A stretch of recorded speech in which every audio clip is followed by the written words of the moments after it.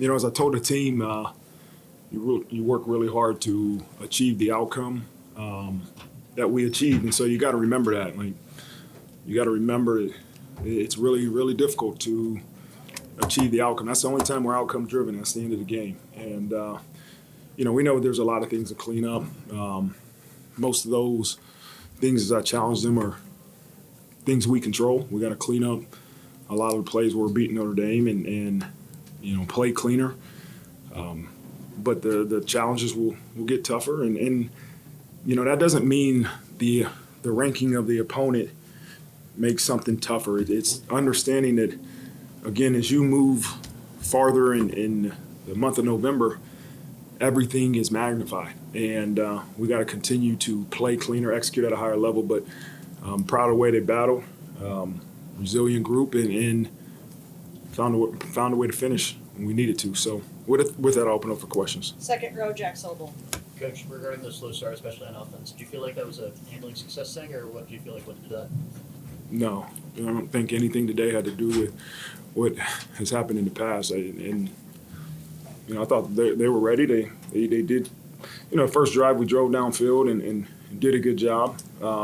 Decided to punt, and the second drive was a turnover on downs. And so, I don't know if it's a start fast thing. We just didn't score the first two drives. We scored on the third one. So we didn't execute enough to get points. But I don't know if that has to do with what happened in the past. It shouldn't. And then with the kicking game, obviously there's a lot to clean up there. What did you feel like were the issues today, and what led the decision to play all three? The issues were every time we kicked the ball, they did not go in between the field goal posts. And so that's the issue. And we're going to keep putting guys in there until we consistently have somebody put the ball through the field goal post. And we have three kickers, but if you're rotating three kickers, you don't have one. And we'll figure out physically what is it, right, with Noah. But we got to do what we do in practice better in the game. And so that's the situation. We got to figure this thing out because our team deserves for us to be able to make extra points and field goals. And so for us to reach the potential that we believe we have, we better fix it with urgency. Front row, Pete Sampson.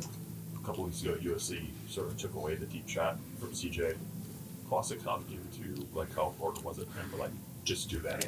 Yeah, you learn quickly in the first two series they weren't going to try to let you run the ball. It was zero coverage or cover one with a low hole guy. There was one option is they were going to have to throw it over top, and that's what CJ in the offense was able to do, right, on the majority of the times we attempted it. There was a couple that were close that we didn't connect, but we knew in order to get them to loosen up a little bit and find ways to run the ball with zero coverage or a low hole one, you're going to have to throw the ball over top, and I think the offense did a good job for the most part. Defensive penalties getting away from whether you agree with them or not, just the fact that they happened. Crucial. Yeah. Frustrated, did you feel like your team had evolved out of that? Yeah, the third and Kings was I didn't get great clarification on that one. But I always say they're always worth 15 yards. So whatever he did to get 15 yards, we can't do it. And in the second half, the drive I think they scored on. I can't remember if they scored on that drive, but it was a third and short. We jump offside, and then we get the penalty on the sidelines for late hit out of bounds. Then we get the defensive delay of game, and it's those are ones that we have to clean up. We can't. There's not a PI. Like PI and aggressive penalties are ones that you live with, but the ones that are undisciplined, jumping off sides is an undisciplined penalty. Pushing a guy out of bounds is undisciplined. And so we got to clean those up. Third row, Tyler Workup. Back here, Marcus. You talked a little bit about the game plan for Boston College and how that affected you guys offensively, but just overall, until Jeremiah rips off that long run, it was pretty difficult to run the ball. How much did that play into not putting as many points on the board as Carolina? Yeah, this isn't the first team that tried to load the box. We probably had a different plan coming into this.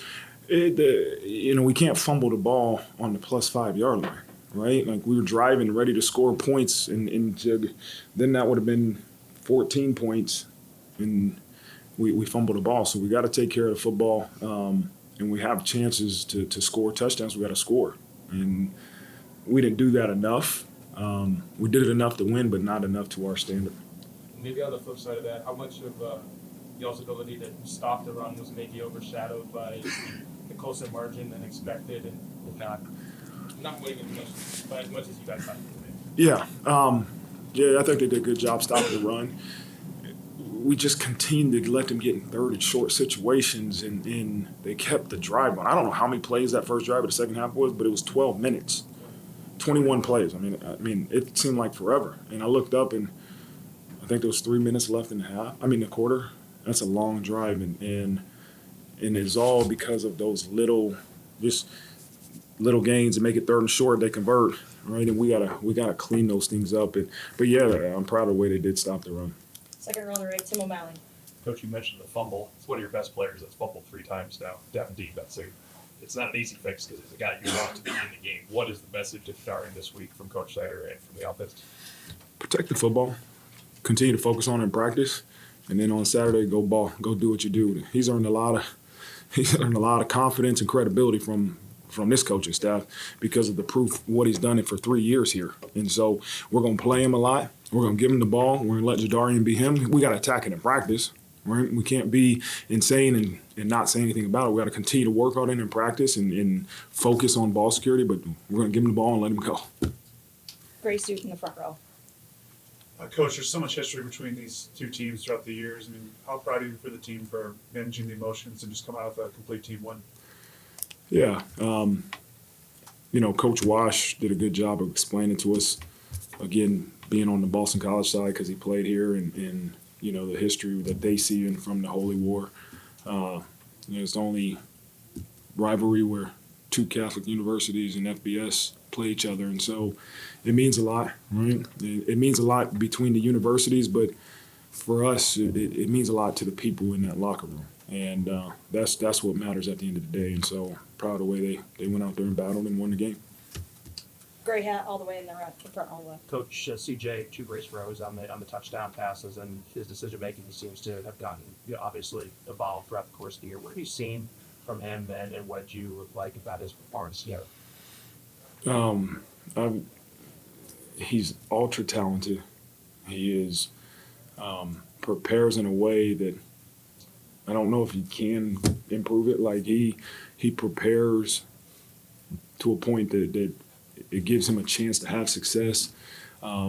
He's been good at making in-game adjustments. He's got a great arm and great decision making, and he'll be the first one to tell you that the 2 touchdowns is great, but there's a couple other ones that he wants back, right? That he wants to make those 4 touchdowns instead of 2, and that's why you love him, because he's a competitor. He's ultra competitive, and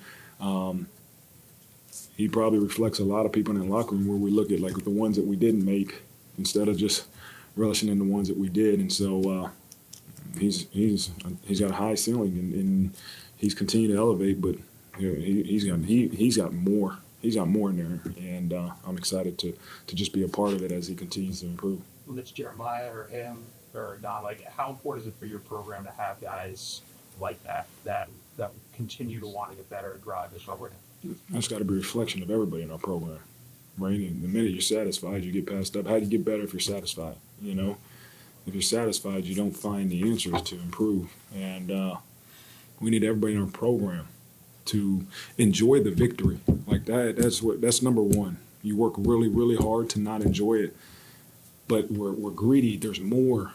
There's more in terms of reaching our full potential. And so if you understand that, then you go to work and you're willing to find the answers and get better. But if you think you've arrived, you're at that point where it's the full potential, what's the motivation to go get better? And that's what we all got to do, is find ways to get better. Final question opportunity, black hat in the front row.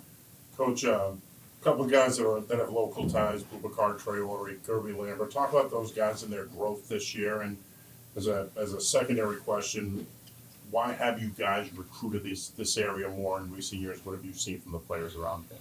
Yeah, we're ultra talented players in this area. There's a lot of talent here. There's a connection with the private schools that understand the education. They understand the value of Notre Dame beyond football. Those 2 guys you mentioned are are great, talented football players. You know, that school's a school we recruited. And those guys are guys that are really high ceiling guys and are continuing to improve. Like Bubakar, Gerby, both of those guys are extremely talented, but they're improving too. And so I'm excited to see how they continue to grow. We do have time for one more front row. Ike Berardino. Marcus, There you go. Christian Gray, game time decision, obviously, but what's your concern beyond this week, and how did you miss him most maybe in a game like this? I mean, you miss Christian because of the, experience that he brings, right? He's a guy that's been out there a couple years, big game experience. He's a really good player. But that's why you got to continue to develop other guys. And he tried it, but we just thought it was best, to probably hold him out this game. We just didn't think he could consistently get his job done. With his injury, we'll see how he feels next week. But he practiced. He was getting closer, but as he got to game time, he wasn't ready to go. And then Grayson James, I imagine you were expecting him to be the quarterback during the week till the line got late. Were you surprised that they got such a boost from that switch to him after you guys shut him down in the first quarter? He seemed to. From the James coming back. Coming in, he seemed to suddenly they were having these long drives and having some life. Yeah, I got to look at why. I mean, I don't know if it's the quarterback as much as and maybe it is. I don't want to not give him credit. He's a good player. I mean, as we prepared for him, he's a good player, right? He's a dual threat guy, tough guy, and he did a good job when he came in. We probably found out before the game that we were getting that Lonergan guy was going to play, and we had a plan, and when they put the other guy in, James in, we just knew there was more running elements to what they would do, running the ball. And so we had to make sure that we got that communicated and executed on the field. But he's a good player, man. He's going to do good things for this university. Coach Freeman, thank you. All right, thanks, guys. Thanks, Coach. Yep, Appreciate it. thank you. Next, we have CJ Carr.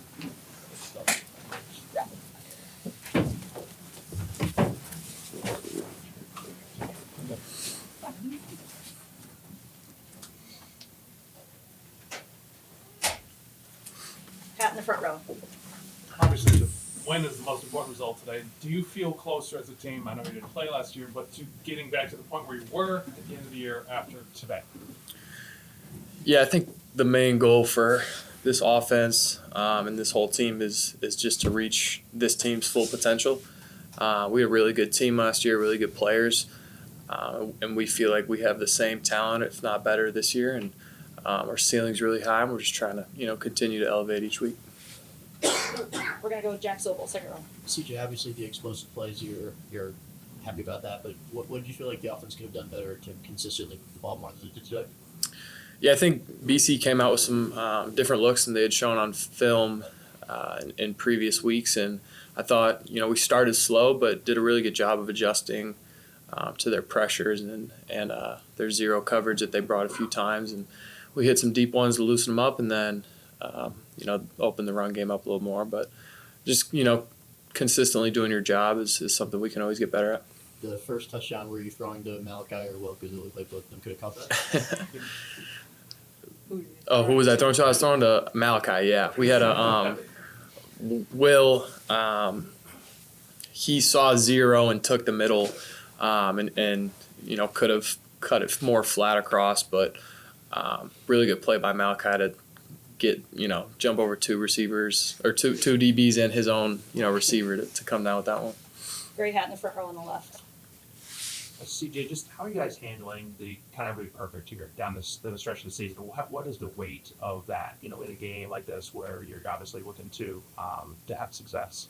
Yeah, when you think of it as you have to be perfect, then it feels like you have to be perfect. And the reality is, we have to come into every game and narrow it down to one play at a time. And we got to win that one play at a time, and then we got to win multiple plays consistently, and that will turn into a quarter, a half, and then hopefully that'll continue to produce wins. And so it's not, we got to win 4 games and do all this stuff. It's, just continue to get better starting Sundays tomorrow and then into Monday. And, we'll get to next week when it gets here. How do you feel you guys did with that today in terms of kind of going play by play, maybe not trying to do too much? And you were able to strike kind of consistent balance that you wanted. Yeah, I think we've gotten better. I think, like I said, like they showed up in some looks that we hadn't seen or we didn't expect on some base downs, and they were going to take away the run. And so winning the play, going to the sideline and seeing what they're doing and being able to win the next play in the next series was really important. Gray suit in the front row. CJ, there's a whole half and then 11 minutes when you're off the field against a team that thinks they're in it when their season is off the rails. I mean, how do you manage that as a quarterback to be ready for when you're going back on the field and when it's felt like forever? Yeah, same answer. I think it's win the next play, and how can we, lock in enough to produce a good outcome on this play, whether that's, maybe managing a play and they got us and we got to check the ball down or throw it out of bounds, or, we're in a good play, can we execute and hit our shots? Third row, Tyler Workham. CJ, you obviously had a good vantage point for Jeremiah's run. What was it like to see him get that, especially considering how big that was at the moment? It felt really good to hand him the ball and him, take it that far. And I've said before, we got two running backs who can do that on every play. And, watching it from the sideline, him looking at the sideline at our guys was awesome to see, and just pumped the guys up, I think. Probably an under-the-radar guy is Eli Raridan, but it seems like your connection with him on those corners and some of those breaking routes like that is really strong. Just where is that? How big is that for you guys? Yeah, he's just very consistent at what he does and comes to practice every day and wants to get better and wants to work. And I think we just have the timing down for some of those overs, and the trust has continued to be built. Where if it's man coverage on a linebacker, that's a really good matchup for us. Black hat in the front row. CJ, obviously for you guys, when you're facing a team that plays so much cover zero, you've got to be able to hang in the pocket. You're going to take one in the chops every now and then. But how important is it for you guys now moving forward to put on tape that you can hit those big shot plays and loosen up secondaries? Yeah, I think we've done that, all year. I think we've done a really good job of protecting it up front. And, I don't think I've taken a bunch of shots on zero because, we have a good plan for it. And, we kind of hope a team brings zero because you can get some of the outcomes that we had tonight. CJ, thank you. Thanks, guys. Next we have Kyngstonn Viliamu-Asa.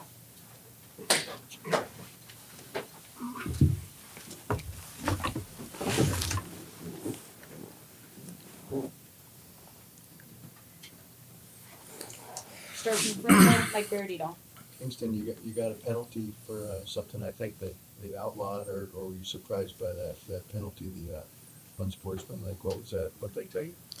I'm not sure what they said. I just got to celebrate with my teammates. Nobody's worth 15 yards, not even me.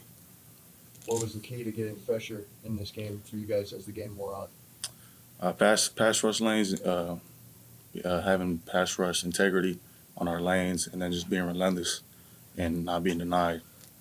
Front row, Pete Sampson. Kyngstonn, I was interested like the mentality when they have to get up 3 yards, 4 yards, 3 yards, 4th and 1, 2 yards. Like how you guys does that get frustrating as a defender when teams are sort of playing you that way?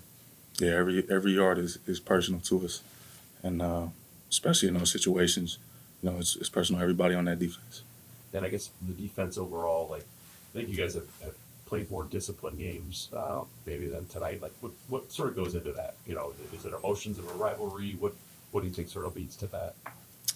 I don't think we were perfect tonight, but I think we were relentless, and guys never stopped playing hard to dig this win out, and I'm proud of my team for that. Third row on the left, to the back. Right here, Kyngstonn. Obviously don't want to give up a long drive in the start second half there. What's to say about your guys to hang in there and only give up 3, keep the lead for your offense to go out there and get a touchdown? Sorry, what's the question? Don't want to give up the long drive start second half, but to hang in there and only give up 3 and not 7. What's that say about your group? Just relentless. It's never going to be perfect, but we're relentless to put our offense in a great situation and get off the field. Right next to him, Tyler Workham. When the game goes the way it goes and it's 0-0 after the first and you kind of settle into what's looking like a defensive slugfest, if you will, how does that maybe shape the way that you guys attack the rest of the game and say, hey, like you said, every yard is personal type thing with I think that spurs the energy to everybody on the team. When we get those 3 and outs, have a lot of energy on the sideline, and whoever's going in the next drive, to go out there and do the same thing. Play with violence, play with effort, and get off the field. How much of a rise do you think this group has made as a whole from where you guys were early September to where you are now early November? I think we've made great improvement. I think we've been able to get aligned, communicate, and play with a level of violence and effort that's allowed us to be successful. Stay in the same row all the way to the right with the glasses. Casey talked about the pressure being relentless. Like when it starts to come and keeps coming, it seems like there's a lot of momentum that comes from it. Is that from you guys kind of just getting excited and feeling like you can get home? Do you see like the offensive line? Do they start to question things? And how does it keep coming and building on it too? Yeah, I think it just brings the energy up, spreads intensity around the team, guys on the sideline getting hype, guys on the defense, celebrating with each other, and builds our confidence up. And how satisfying is it for you to, when you guys get home like that to know, you're making big plays, getting off the field? It's great. It feels great. And it's a testament to everybody on the defense, not just one dude. Front row in the gray suit. Kyngstonn, 4 of the last 6 games since the A&M game, this defense has given up 13 points or less. I mean, what does that do for the defense going into the final stretch of the year? I think it's a testament to the work that we put in practice. You know what I mean? And it allows us to know what we got to do every time we come back from a game. Go back to work on Sunday and prepare the way that we always do Monday through Friday. Jason, thank you.